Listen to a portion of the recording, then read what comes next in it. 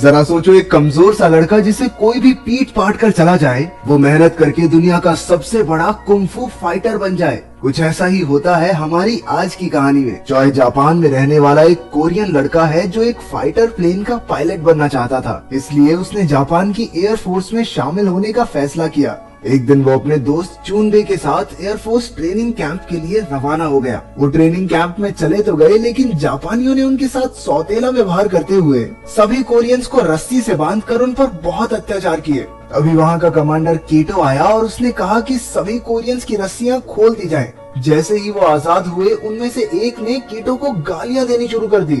ये सुनते ही कीटो ने चोई को मुकाबला करने की चुनौती दी। अगर चोई जीत गया तो सारे कोरियंस आजाद कर दिए जाएंगे। इसके बाद चोई और कीटो की लड़ाई शुरू हो गई, जिसमें चोई ने एक कोरियन फाइटिंग स्टाइल का इस्तेमाल किया, लेकिन कीटो ने उसे बड़ी आसानी से हरा दिया। लेकिन इससे पहले कि वो उसे जान से मार देता, उनके अड्डे पर अमेरिकन लड़ाकू विमानों ने हमला कर दिया और मौका देखकर सारे कोरियन अपनी जान बचाकर भाग निकले। इसके बाद चोई ने टोक्यो में चूनबे की छोटी सी दुकान पर हाथ बटाना शुरू कर दिया। जब सब कुछ ठीक चल रहा था तो याकुजा नाम का एक गैंगस्टर और उसके आदमी चूनबे की दुकान पर आकर हफ्ता मांगने लगे, लेकिन चूनबे ने हीरो बनके साफ मना कर दिया कि मैं कोई हफ्ता नहीं देगा।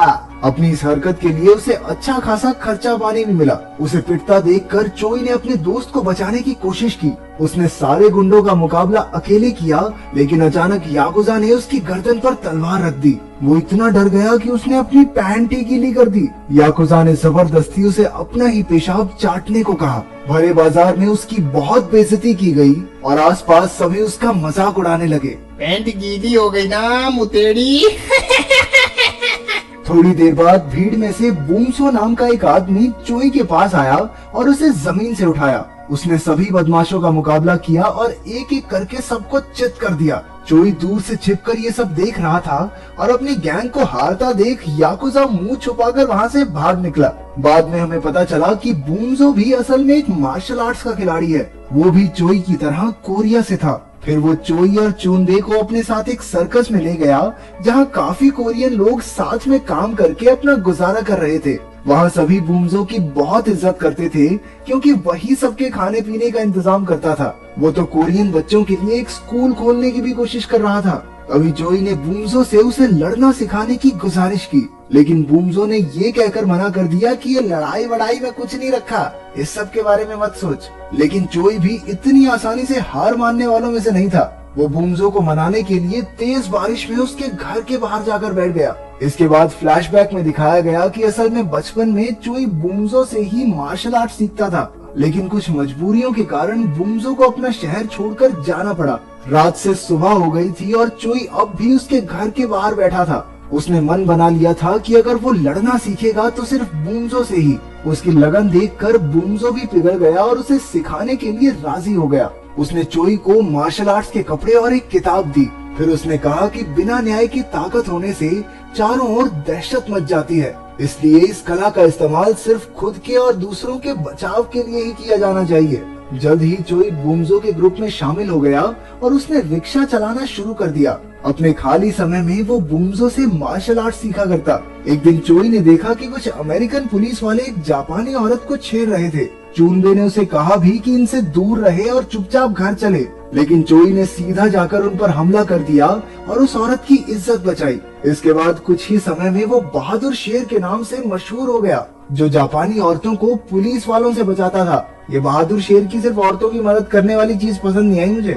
इस दौरान उसकी दोस्ती योको नाम की एक लड़की से हो गई, जिसे उसने बचाया था। बहादुर शेर ने ठरकी शेर है। कुछ दिन बाद याकुजा के आदमी सर्कस में घुस आए और उस दिन की बेइज्जती का बदला लेने के लिए बूमसो को ढूंढने लगे। जल्द ही बूमसो बाहर आया और उसने अकेले ही उन बदमाशों का सामना किया, लेकिन जल्द ही वो सब उस पर हावी हो गए और याकुजा ने मौका देखकर उसका खून कर दिया। जब चोई और चूनबे वहाँ पहुँचे तो बूमसो को मरा हुआ देखकर उनके होश उड़ गए। अगले दिन चोई ने अपने गुरु की मौत का बदला लेने की कसम खाई। वो अकेला ही याकुजा के अड्डे की ओर चल पड़ा और बाकी कोरियन लोग भी हथियार लेकर उसके पीछे हो लिए। उधर याकुजा के आदमी भी पूरी तरह तैयार थे, क्योंकि वो जानते थे कि ये लोग बदला लेने जरूर आएंगे। इसके बाद दोनों गुटों में भयंकर लड़ाई शुरू हो गई और सब एक दूसरे के खून के प्यासे हो गए। जल्द ही एक कोरियन आदमी ने याकुजा को मार डाला। उधर से पुलिस भी आ पहुंची और उन्होंने बड़ी मुश्किल से दोनों गुटों की लड़ाई रुकवाई। इसके बाद चोई ने अपना सारा सामान बांध लिया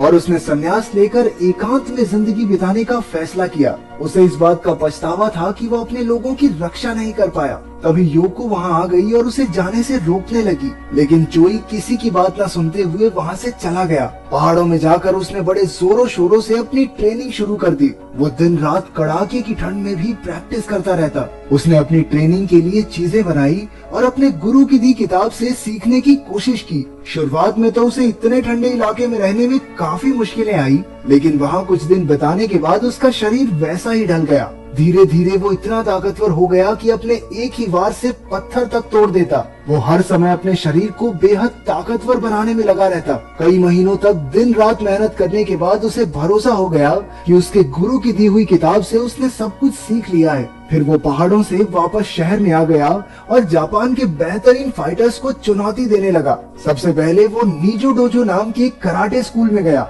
अपने फटे पुराने कपड़ों में वो अंदर घुसा और डोजो के लीडर को मुकाबले के लिए ललकारा। लीडर उसका हुलिया देखकर उस पर हंसने लगा और उससे लड़ने के लिए अपने एक फाइटर को भेज दिया। चोई ने एक एक करके 10 फाइटर्स को एक ही झटके में पटक दिया। आखिरकार उस डोजो के लीडर को भी हराकर वो सारे अखबारों में छा गया। जब पूरे जापान में चोई की बहादुरी के चर्चे होने लगे तो ये खबर कीटो तक भी पहुंच गई। कीटो अब जापान की कराटे एसोसिएशन का हेड था। कोरिया से आए एक लड़के को बड़े बड़े जापानी फाइटर्स को हराता देख वो परेशान हो गया। उधर चोई एक के बाद एक नामी फाइटर्स को लगातार हराते जा रहा था। उसने हर तरह के फाइटर्स को हरा दिया, फिर चाहे वो कोई भी मार्शल आर्ट्स क्यों ना करते हों। अपनी काबिलियत की वजह से वो पूरे जापान में मशहूर हो गया था।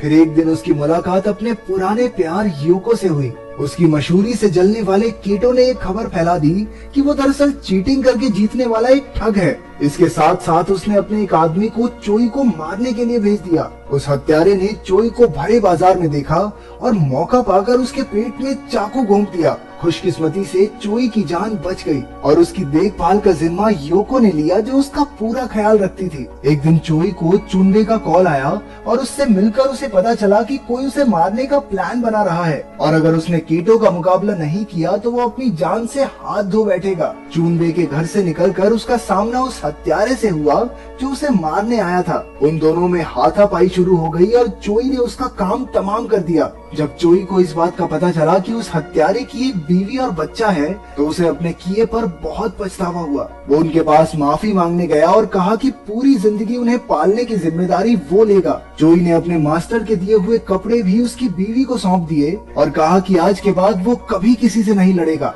हालांकि हत्यारे की पत्नी ने चोई को माफ नहीं किया, लेकिन वो फिर भी दिन रात उनके घर के बाहर बैठा रहता। आखिरकार एक दिन वो मान गई जब चोई उसके बेटे को पहाड़ के ऊपर चढ़ाकर वहाँ का नजारा दिखाकर लाया। इसके बाद उसने चोई को कपड़े वापस देकर कहा कि लोगों के भले के लिए लड़े। इसके बाद चोई को कीटो की चुनौती के बारे में पता चला और वो चुनौती स्वीकार करके अकेला ही उससे लड़ने निकल पड़ा। जल्द ही वो एक सुनसान जगह पर पहुंचा जहां कीटो और उसके आदमी उसका इंतजार कर रहे थे। पहले चोई ने कीटो के बदमाशों का सामना किया और बड़ी आसानी से उन्हें चित कर दिया। इसके बाद कीटो से उसकी लड़ाई शुरू हो गई। कीटो को लगता था कि उससे बेहतर फाइटर कोई भी नहीं है और वो बड़ी आसानी से चोई को हरा देगा, लेकिन ये सिर्फ उसके मन का वहम था, क्योंकि चोई के लड़ने का तरीका इतना अनोखा था कि कीटो के लिए खड़े रहना भी मुश्किल हो रहा था। चोई ने कीटो पर बहुत सारे वार किए जिससे कीटो जमीन पर गिर गया। हालांकि कीटो ने फिर से लड़ने की कोशिश की, लेकिन चोई के ताकतवर हमलों से उसके पैर की हड्डी ही टूट गई। इसके बाद कीटो अपने घुटनों पर आ गया। उसकी ये हालत देखकर चोई को उस पर दया आ गई और उसने दूर से ही अपना पंच रोक लिया। आखिरकार कीटो ने हार मान ली और अपने आदमियों के साथ चोई के सामने सर झुकाया। मुकाबला खत्म होने के बाद भी चोई ने एक जंगली भैंसे का सामना किया और उसका सर पकड़कर उसके सींग तोड़ डाले। ये एक जबरदस्त योद्धा की सच्ची कहानी है जिसने हजारों फाइटर्स को हराकर क्योकुशिन नाम का एक नया कराटे स्टाइल बनाया था। तो आखिर किस्मत बड़ी होती है या मेहनत? इस बारे में आप क्या सोचते हैं? कमेंट्स में जरूर बताना।